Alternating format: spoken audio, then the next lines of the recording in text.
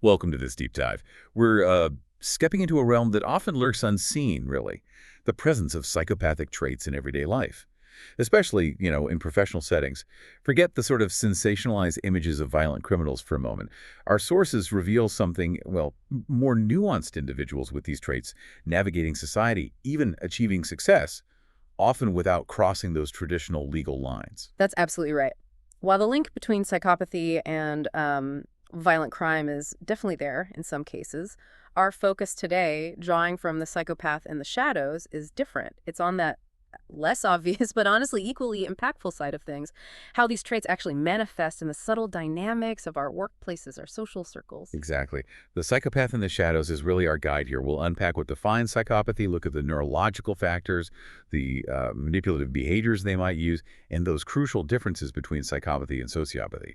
That comes up a lot. We'll also look at their kind of surprising ability to adapt socially, their fundamental disconnect from ethics, how they process emotions differently, the power of their charm, which can be deceptive, and the root of their indifference. And ultimately, their impact on organizations, which can be really significant, often detrimental. Yeah. Our aim is to get past the usual caricature of the psychopath.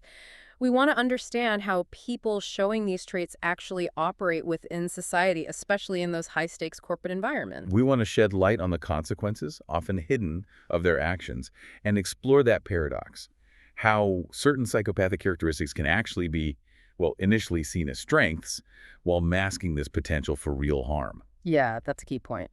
Okay, let's start then. Let's try and get a clear understanding of what we actually mean by psychopathy. What are the defining characteristics we should be aware of? Well, psychopathy is a specific form of antisocial personality disorder, APD. But it's really vital to recognize that not everyone with APD is a psychopath. The psychopath in the shadows emphasizes a particular skill set, you could say, the ability to manipulate and emotionally exploit others without that burden of conscience or guilt. That lack of remorse, that's central. Right. And Robert Hare's psychopathy checklist, that gives a more detailed view, doesn't it? Yeah. What are some of the key indicators it flags? It does. Hare's checklist includes things like superficial charm, a tendency towards lying, very shallow emotional responses, a sense of irresponsibility, impulsivity. What's really revealing is how these outward behaviors can create such a misleading impression. They can conceal a much more troubling inner landscape. It's like a facade, isn't it? A carefully built one. The source uses examples like outwardly charming figures could be corporate leaders, politicians who, underneath it all, are actively exploiting people around them for their own gain. It's quite a stark contrast. Absolutely. And a core aspect is that profound difficulty in forming genuine emotional bonds. Individuals with these traits, they don't really connect with others emotionally. They tend to perceive people more as instruments, tools to achieve their own goals. That fundamentally shapes how they interact. And it's not just a passive thing, is it? The source points to a really deep-seated self-centeredness. Their own needs, their desires, they consistently come first, without much thought for the impact on anyone else. That's a critical point. Think about a business executive who drives their team into the ground just for personal bonuses, or someone who acts impulsively, maybe even criminally, without a second thought for how it affects others. It really highlights that consistent prioritization of self. Yeah, it's unsettling because, as the book notes, these individuals often seem to have a clear understanding of the consequences. They're not, like, oblivious to the harm they cause. No, not at all. They just lack that internal moral break, that thing that stops most of us from causing that harm. Precisely. There's a coldness and almost a clinical calculation to it. The superficial charm acts as a tool, allowing them to climb into positions of influence leadership roles, perhaps which they then use for control and, well, self-aggrandizement rather than genuine leadership. Okay, so we're getting a clearer picture of the behaviors, but the psychopath in the shadows also gets into the neurology, the brain differences. That seems crucial for understanding the why behind it all. Indeed. The source really highlights how biological factors are significantly involved in psychopathic behavior. One key area is the amygdala. That's the brain region vital for processing emotions, especially things like fear and anxiety. Research, including Lawrence Steinberg's work, indicates the amygdala in individuals with these traits is often, well, significantly smaller, maybe around 20% smaller. Wow, 20%. And that size difference then has this knock-on effect on their emotional experience. Less fear, less anxiety. How does that play out in behavior? Exactly. That reduced capacity for fear and anxiety, it directly impacts their moral compass, their ability to empathize, those internal warning signals that guide most people, the ones that flash when you think about harming someone. They're just not as strong, not as pronounced. The source also talks about the prefrontal cortex, the brain's CEO, kind of, for planning and decisions. What role does that play? Right. Adrian Rain's research has shown lower activity levels in the prefrontal cortex in individuals with psychopathic traits. This area is crucial for weighing consequences, planning ahead, controlling impulses. So reduced activity there helps explain the impulsivity and maybe the lack of foresight we often see, and maybe a diminished ability to learn from mistakes. So it's like the emotional input isn't as strong, and the brain's ability to regulate based on future outcomes is also impaired. That's a good way to put it. The book also mentions differences in white and gray matter distribution affecting the connections between the prefrontal cortex and other brain regions. David Glenn's work suggests insufficient communication with areas involved in emotion regulation. So even if they intellectually grasp an emotion, the brain's ability to kind of modulate the response to it is compromised. Okay, so the internal wiring for emotions and control isn't quite standard. Yeah. And then there's the reward system. Yes, areas like the nucleus accumbens and the ventral tegmental area central to our brain's reward circuits, they often show heightened sensitivity. This can drive a relentless pursuit of rewards, be it money, pleasure, whatever, often without much regard for the risks or consequences for themselves or others. The drive for gain can just override everything else. The book brings up Ted Bundy again, citing brain scans showing abnormalities in his amygdala and prefrontal cortex activity, which lines up with his documented lack of remorse and his calculated yet ultimately impulsive violence. Precisely. And fMRI studies back this up further. They show reduced activity in brain areas linked to empathy when individuals with psychopathic traits see others in pain. It's not that they don't register it intellectually, their brains just don't light up emotionally in the typical way. That's interesting, though. James Blair's research suggesting they can activate those empathy regions, but maybe they lack the motivation. Like the switch is there, but they don't flip it. That's a critical insight, yeah. It suggests a potential cognitive understanding of emotions, but without the accompanying emotional feeling or the drive to act empathetically. And the overactivity of dopamine, also mentioned, likely adds to the thrill-seeking side, the engagement in antisocial behaviors. So it's a really complex mix of structural and functional brain differences contributing to this pattern of traits we call psychopathy. Okay, let's shift focus now to how these individuals actually navigate the social world, their behavioral characteristics as manipulators. What are the main tactics? The Psychopath in the Shadows really emphasizes their sharp observational skills. They have this uncanny ability to quickly spot vulnerabilities, weaknesses in people and situations, and they then skillfully exploit these to gain control or get what they want. The source gives that workplace example, someone manipulating an insecure subordinate. It's very targeted, hitting that known emotional weak spot. Exactly. And as we mentioned, that saberficial charm is a primary tool, highly effective. Robert Hare's research highlights how they use it to make great first impressions, gain trust quickly. That trust then becomes the foundation for later manipulation. And they're masters of deception, aren't they? Making up stories, changing their tune on the fly. Adrian Rain's work underscores how good they are at this. The example of exaggerating accomplishments at work seems small, but it's part of a bigger manipulative play, potentially. Absolutely. And when charm and deceit aren't enough, they don't hesitate to use fear and intimidation to ensure compliance, to keep others submissive. A boss using threats, even subtle ones, that's a clear example. And underneath it all, as we said, is that fundamental self-centeredness. They're consistently willing to sacrifice others' well-being for their own goals. No hesitation, no remorse. The book mentions prioritizing a career move over team morale. Sadly, that probably rings true for quite a few listeners. Indeed. They also get very good at exploiting existing weaknesses, emotional vulnerabilities to create dependency. By playing on someone's insecurities, like in that workplace example, they can make the other person feel reliant on them. The Psychopath in the Shadows also describes this gradual, almost insidious way they dominate relationships. It starts with kindness, apparent support, like grooming almost. But slowly, subtly, they start restricting the other person's options, their freedom. That slow erosion of autonomy, that's a hallmark. Right. And crucially, they are incredibly skilled at positioning themselves well while pushing others into risky spots. And then when things go wrong, they shift the blame. It's sophisticated self-preservation mixed with manipulation. So it's this really potent, often unsettling mix. The engaging charm that draws people in lowers their guard. And then this internal ruthlessness driving calculated manipulation, all fueled by that deep-seated, self-centered focus on personal gain. Exactly. Now, the terms psychopath and sociopath, they get thrown around a lot, often interchangeably. But the psychopath in the shadows offers a necessary clarification. While both fall under that antisocial personality disorder umbrella, there are important distinctions. Okay, yeah, let's nail those down. What are the main differences we should keep straight? Well, one of the most fundamental ones is about experiencing emotions. The source, drawing on Hare's work and the brain difference understanding, really emphasizes a profound lack of genuine emotion in psychopaths. An extreme inability to empathize, often a striking emotional detachment. Whereas sociopaths, the book suggests, might actually experience emotional reactions. Maybe not typically, but they're there. Yes, that's the idea. Sociopaths might be capable of forming some emotional attachments, maybe even feeling guilt or remorse sometimes. Though their adherence to social norms is still inconsistent, their emotional world isn't quite as barren. And there's a difference in planning, too, right? One's more impulsive, the other more calculating. Precisely. Psychopaths tend to be more deliberate, more calculating, often meticulous long-term planning in their manipulations. They assess risk quite coolly. Sociopaths, on the other hand, generally show more impulsivity. Emotional outbursts are more common, making their behavior less predictable, maybe more erratic. And how does this usually affect how well they fit into society, or seem to?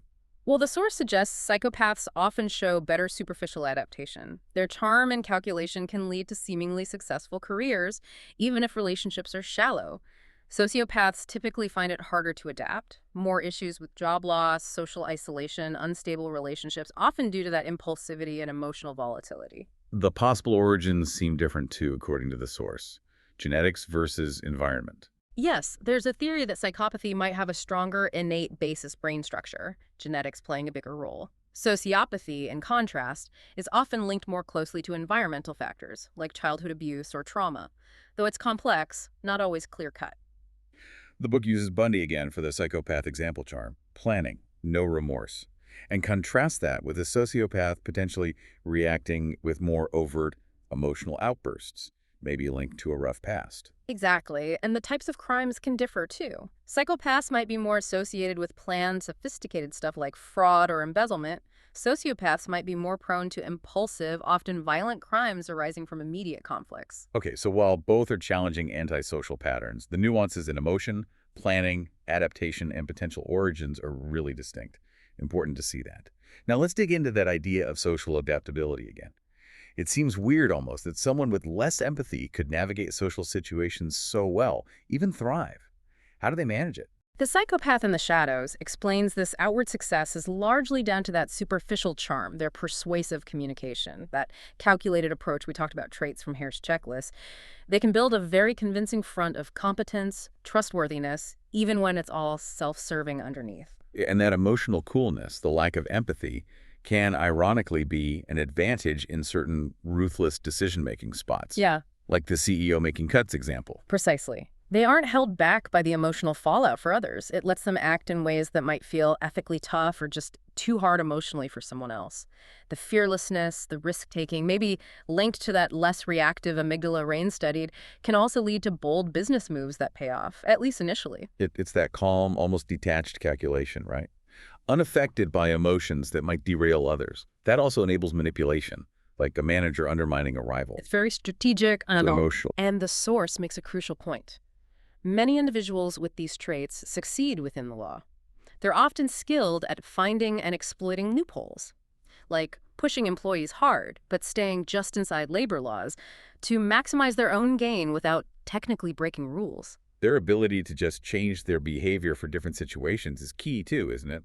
Being deferential to bosses, friendly to clients, it's all an act. Exactly. A surface-level adaptation, often totally disconnected from genuine beliefs or feelings.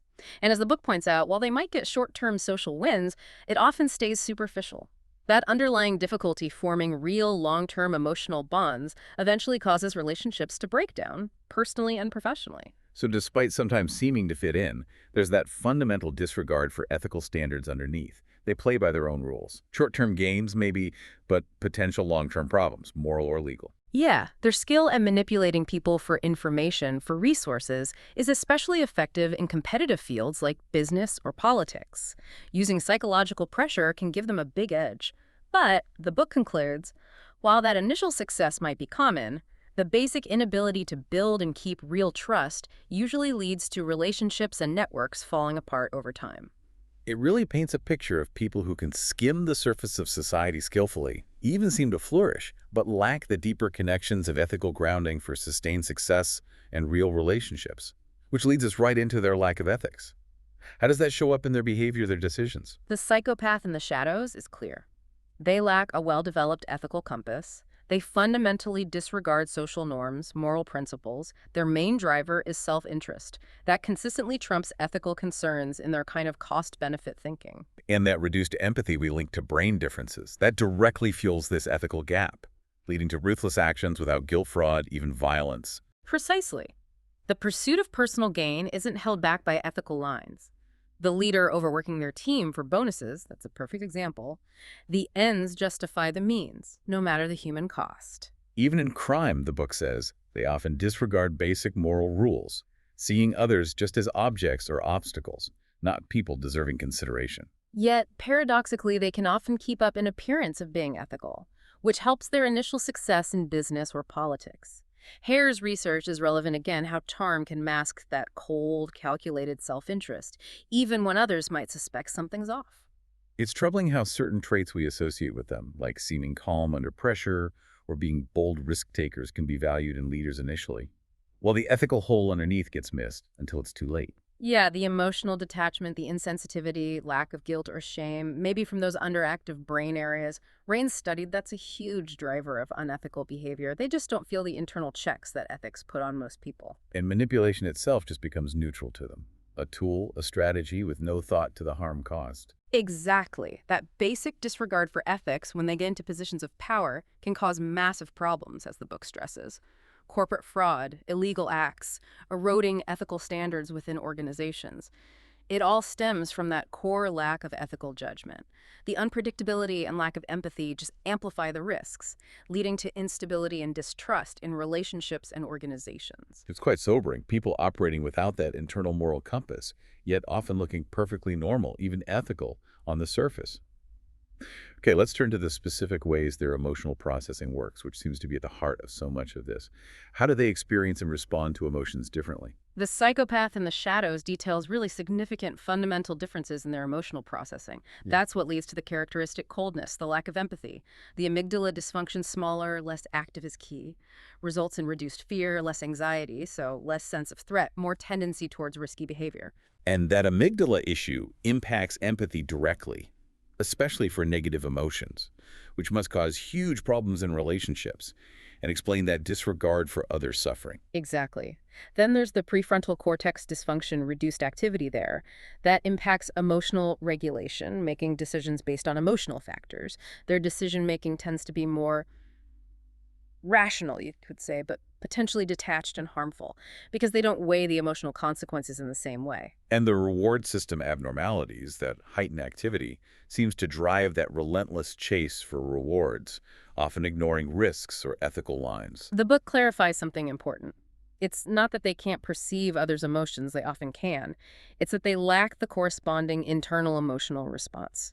They might see fear or sadness on someone's face, but they don't feel that echo inside that normally triggers empathy or concern. This allows them to act callously without the internal discomfort most people would have. This fundamental difference must just wreck interpersonal relationships, makes it impossible to form deep connections, maybe leads to seeing others mainly as tools. Precisely. And in crime, like with some serial offenders, the apparent lack of guilt or remorse comes straight from this atypical emotional processing. Victims might be treated as objects because that emotional connection, that sense of shared humanity, just isn't there for them. And the long-term impact on fitting in, despite potential short-term wins, must be huge. Struggling to build lasting emotional connections ultimately leads to lost trust, isolation. In leaders, it could even bring down an organization. Yeah, their distinct emotional processing creates this fundamental disconnect from others' emotional worlds. It drives so many of the negative behaviors and outcomes we've discussed. Now, let's think about that often deceptive power of their charm and charisma. The Psychopath in the Shadows really hammers this contrast. The captivating charm on the outside, the emotional coldness underneath, and how charm is often used deliberately as a tool for manipulation. It's a calculated effort, yeah. Presenting themselves well, often very sensitive to how others see them. The example of the friendly boss secretly manipulating staff that captures the deceptive dynamic perfectly. And that charm helps build superficial relationships based on false trust, while the person underneath stays emotionally detached, focused only on their own goals. Yes, in leadership roles, charm can be incredibly effective for attracting support, gaining influence. But as the book notes, it's often self-serving, prioritizing their agenda over the team's well-being. That overworking CEO example keeps coming back. The book even links their charisma to their calm emotional processing. In a crisis, their lack of obvious emotional reaction can look like strength, decisive leadership, Right. even if it actually comes from emotional disconnection, not real competence. And as we've said, charm and charisma are powerful tools for manipulation. Helps con artists, others with these traits, gain trust and exploit vulnerabilities. They also seem to have this heightened sensitivity to others' emotions, but not out of empathy, more like gathering data to tailor their act, make a good impression, like a negotiator using the other side's needs against them. That's a crucial distinction. It's cognitive understanding of emotions used strategically, not emotional resonance or real concern. And while this charm can be really attractive initially, maybe seductive in romance, that underlying coldness and manipulation inevitably comes out, causing real emotional harm. The book concludes that while charm and charisma work short-term for gaining trust, superficial success. When it's built on calculation and lacks real emotional connection, it usually leads to long-term breakdown in relationships and organizations. It's a fragile foundation. Precisely. Which brings us to the root of their indifference. The Psychopath in the Shadows frames this as key to understanding their antisocial behaviors. Where does this profound ethical and emotional indifference come from? So what are the underlying factors contributing to this indifference we see? The book points to a complex mix, psychological and biological. Those prefrontal cortex issues impaired judgment, impulsivity, combined with the amygdala's reduced fear and anxiety responses. They contribute hugely to that diminished ability to recognize or respond to others' pain and the tendency to ignore rules and ethics. The Clutter family murders example, often discussed regarding psychopathy, really shows that complete lack of regard for the victim's suffering, doesn't it? It's a chilling example, yeah. Extreme ethical and emotional indifference. And while environment, like childhood abuse or neglect, can impact empathy development, the book notes not everyone with psychopathic traits has that background, suggests it's more complex than just environment. The personal impact is clear, though. Antisocial behavior, crime without guilt, damaged relationships, professional lives wrecked. And societally, this indifference is a threat. To organizational integrity, if leaders have these traits and exploit power, it can undermine policies in business, government. It's important to remember, as the book says, not all are criminals. Some operate within the law, using manipulation and charm. But that underlying indifference is still there. And while there are efforts, treatments, early interventions to address ethical indifference, the book notes their effectiveness for established psychopathic traits is, well, unclear. Still complex. And it broadens the idea, encouraging us to think about indifference in society generally, suggesting that fostering empathy can be a counterforce. That's a thought-provoking angle. Understanding the extreme in psychopathy might help us spot and maybe reduce more subtle forms in ourselves and society. Okay, finally, let's look at the specific impact on organizations. What are the main risks and consequences for companies, institutions? The Psychopath in the Shadows really underscores that the risks are huge, multifaceted. That coldness, lack of empathy, combined with charm and strategic thinking, that can create a really toxic, damaging dynamic within corporations and society. Their influence can corrupt the whole culture, drag down performance, even threaten the organization's survival, especially if they're in leadership roles focused only on short-term profits. The collapse of Enron, driven by massive accounting fraud, a total disregard for ethics and chasing profit, that's a powerful, if extreme, example of the devastation possible when these traits are at the top. The book talks about how they can foster a really competitive, aggressive internal culture, undermining teamwork, integrity. They often create conflict deliberately, pitting employees against each other to consolidate their own power. That just kills productivity, drives good people away, destroys trust. And the higher chance of unethical, even illegal acts, fraud, insider trading, environmental violations stemming from that lack of ethical judgment, that exposes the company to huge legal and reputational hits. The psychopath in the shadows does suggest countermeasures. Careful personality assessments and hiring, maybe. Monitoring behavior for red flags. Really promoting ethical behavior in the culture. Whistleblower systems. Because tarnishing the company's reputation through bad ethical calls or illegal acts leads to losing trust customers, investors, the public. Long-lasting damage. Think about the 2008 financial crisis, Lehman Brothers collapsing. Often cited as driven partly by high-risk products, disregard for customers, investors, it shows the systemic impact leadership with these traits can have, beyond just one company, on the whole economy. It's a stark reminder, isn't it? The far-reaching, devastating consequences when these traits hold sway at high levels. The book concludes, basically, that while individuals with these traits might achieve short-term wins in organizations, their fundamental lack of empathy and ethics makes them highly likely to undermine the ethical foundation, leading to potential decline, legal trouble, massive reputational damage. So careful hiring, building a strong ethical culture, those are crucial for reducing these risks. So to wrap up our deep dive today, we've explored how psychopathic traits go way beyond just violent crime. They can be surprisingly advantageous in some corporate settings, but this often comes at a huge, though often hidden cost to people and organizations.